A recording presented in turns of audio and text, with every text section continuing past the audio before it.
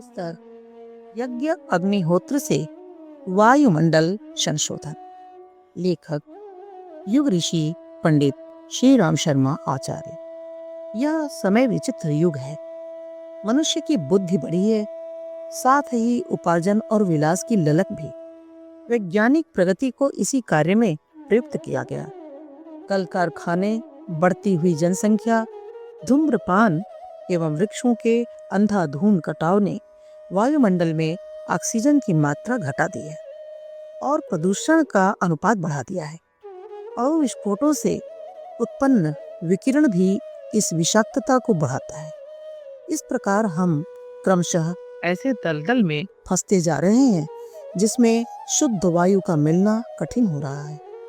यह उपक्रम जिस तेजी के साथ निर्बाध रूप से आगे बढ़ रहा है, उसे देखते हुए भविष्य अंधकारमय दिखता है। अग्निहोत्र के अनेकानेक लाभ हैं।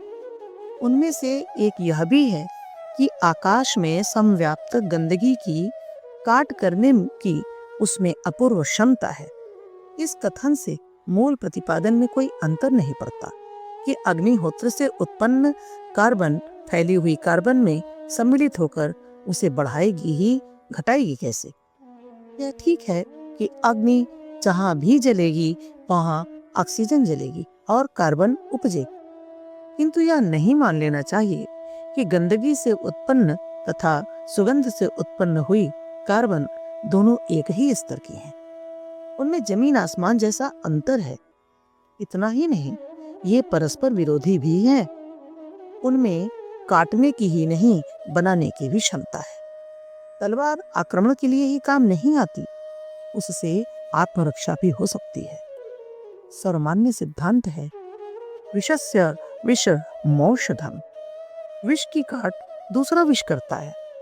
होम्योपैथी के सिद्धांत में तो पूरी तरह इस तथ्य को अपनाया गया है। उसमें रोगों की उत्पत्ति का कारण भी विष माना गया है और निवारण भी उसी को औषधि के रूप में देकर किया गया है। यही बात अग्निहोत्र द्वारा कार्बन के उपाय द्वारा वायुमंडलीय विषाक्तता के शमन का प्रयोजन पूरा होते देखा गया है। बढ़ते हुए प्रदूषण के साथ साथ जल और आहार में भी विषाक्तता भर रही है। इन सभी का निराकरण अग्निहोत्र द्वारा होता देखा गया है। प्रदूषण का अनुपात नापकर यदि अग्निहोत्र किया जाए तो पीछे उसका प्रभाव दूसरा ही देखा गया है। वह प्रदूषण उड़ जाता है और वायु की शुद्धता स्पष्ट प्रकट होती है। यदि बड़ी संख्या में यज्ञ हो और उनकी श्रृंखला बराबर चलती रहे तो बढ़ा हुआ वायु प्रदूषण जो दमा, कैंसर, अनिद्रा, तनाव, हृदय रोग, मधुमेह उत्पन्न करता है, उस आधार पर शमित हो सकते हैं। विशाल अंतरिक्ष के वायुमंडल का परिशोधन करने के लिए छोटी मात्रा में किए गए अग्निहोत्र भी काम दे सकते हैं। आवश्यक नहीं कि उतनी बड़ी ही तैयारी की जाए। बीमारियां समूचे शरीर के प्रकट और अप्रकट अवयवों में समाई होती हैं, पर उनका निराकरण औषधि की छोटी मात्रा ही कर सकती है। आवश्यक नहीं कि शरीर के भार या विस्तार जितनी औषधि का ही प्रयोग हो। इसी प्रकार यह सोचना भी व्यर्थ है कि जब समूचा वायुमंडल विकृतियों से ग्रसित हो रहा है तो थोड़ी मात्रा में अग्निहोत्र से शोधन कैसे हो सकेगा। वस्तुतः पेड़ पौधे वातावरण के स्थूल भाग के परिशोधन तक ही सीमित है। सूक्ष्म वातावरण के परिशोधन में यज्ञ अग्निहोत्र सर्वाधिक सशक्त एवं महत्वपूर्ण उपाय है। इससे निकलने वाली दिव्य औषधियों की ऊर्जा सूक्ष्मीकृत औषधि धूम्र अपने प्रभाव से वायु प्रदूषण का निवारण कर सकने में समर्थ है। मोटी बुद्धि वाले कहते सुने गए हैं कि धूम्र किसी प्रकार का हो कार्बन डाइऑक्साइड गैस उत्पन्न करता है, प्राणवायु नष्ट करता है। और यह बात सर्वथा ऐसी नहीं है। यह बात तभी सही मानी जाती है जब यज्ञ प्रक्रिया में भी कारखानों की चिमनियों जैसा विषैला धुआं निकलता हो। यज्ञाग्नि को जिस वैज्ञानिक ढंग से निरंतर प्रज्वलित रखने का विधान है, उससे मात्र ऊर्जा निकलती है, धूम्र नहीं। सुगंधित, पोषक, रोगनाशक औषधियों द्वारा विनिर्मित यज्ञ ऊर्जा वायुमंडल के विपरीत प्रभाव को समाप्त करती है। दुर्गंधित स्थानों में सुगंधित वस्तुएं जलाकर उनका परिमार्जन किया जाता है। सभी धार्मिक स्थानों में किसी न किसी रूप में सुगंधित पदार्थों का जलाना पूजा विधान का एक अंग माना जाता है। अगरबत्ती, धूपबत्ती, लोबान आदि जलाकर कमरे, मंदिर या अन्य पूजा स्थल महकाए जाते हैं। सुगंधित वातावरण में प्रवेश करने वाले प्रसन्नता अनुभव करते हैं, मानसिक उल्लास प्राप्त करते हैं। होम्योपैथी सिद्धांत में भी विशस्य विषमौषधम के सिद्धांत को मान्यता दी जाती है। विष को विष का मारक कहा जाता है। इस सिद्धांत के अनुसार विषैले धुएं से उत्पन्न विकृति का निराकरण सुगंधित ऊर्जा यज्ञ धूम्र के द्वारा होने की बात सहज ही समझी जा सकती है। ऐसे कई प्रमाण हैं जो बताते हैं कि यज्ञ से वायु की अशुद्धता बढ़ने संबंधी मान्यता सर्वथा मिथ्या है। सच्चाई यह है कि इससे वायु का संशोधन ही होता है, संव्याप्त विषाक्तता का निवारण ही होता है। अग्निहोत्र प्रक्रिया में जब समिधाओं या हविष्य औषधियों का होम किया जाता है तो प्राप्त यज्ञ धूम्र औषधि मिश्रित होता है। उसमें कार्बन डाइऑक्साइड बहुत अल्प मात्रा में उतनी ही रहती है जितनी कि याजक के मस्तिष्क के तंतुओं को उत्तेजना देने हेतु अनिवार्य है। होमी गई औषधियों के मुख्य तत्वों के अतिरिक्त क्रियोटोड, फिनॉल, एसिटिलिन, ओजोन आदि भी इस प्रक्रिया में निश्चित होते हैं।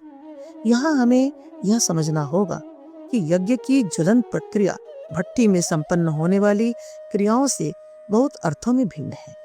भट्टी में तापमान अधिकतम सीमा तक ले जाया जाता है ताकि ईंधन तेज गति से जलकर अधिकतम ऊष्मा दे सके।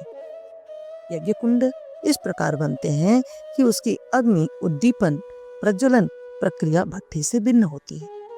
अग्नि के समन्वय से अग्निहोत्र प्रक्रिया में निमित्त ऊर्जा के कारण पदार्थ छोटे छोटे कणों में विभक्त होता रहता है।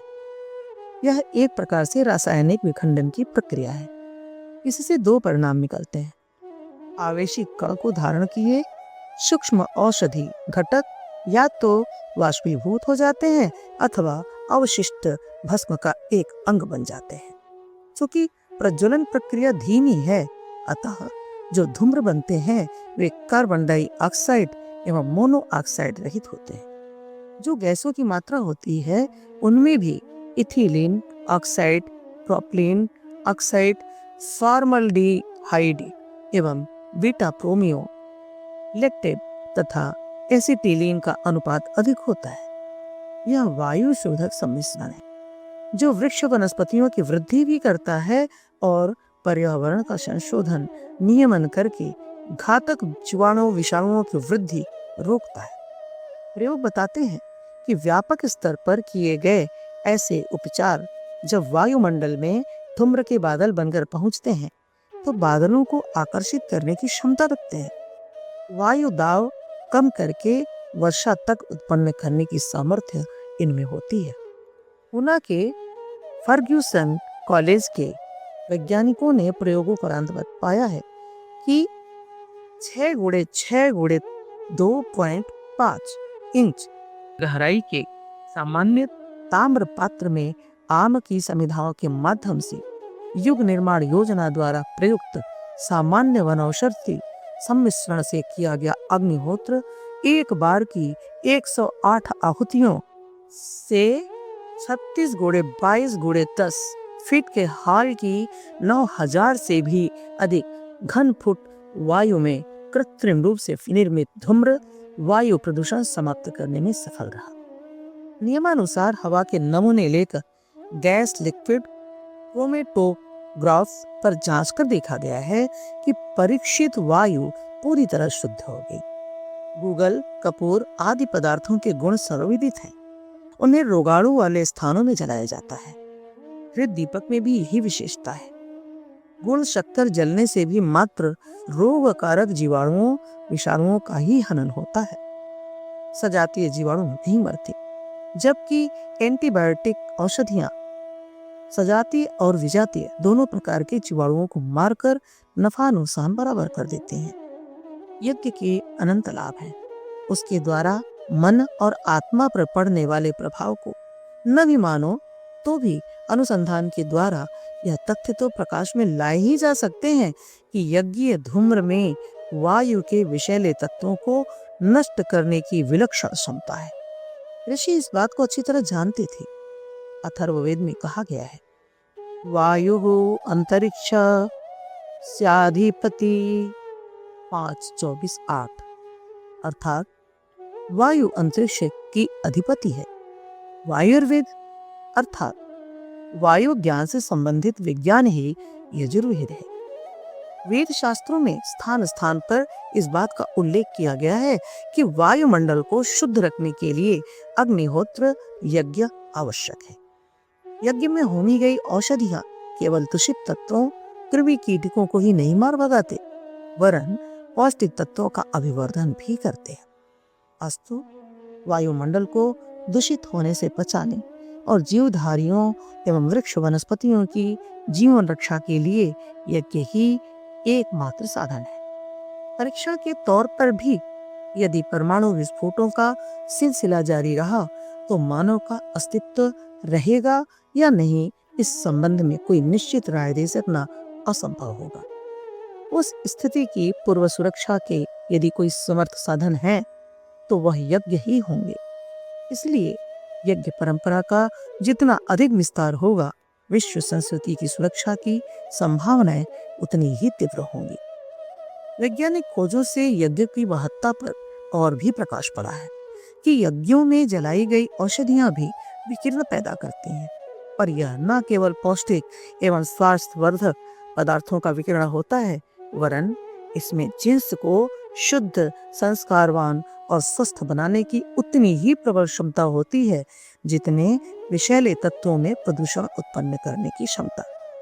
साथ ही मंत्रों की ध्वनियां उस वायुभूत शुद्धता को तरंगित करके सारे आकाश में फैला देती हैं। इसलिए यज्ञ का लाभ कम या अधिक सारे संसार को उसी प्रकार मिलता है जिस प्रकार बमों का विकिरण सारे संसार को पीड़ा और पागलपन की ओर धकेलता है।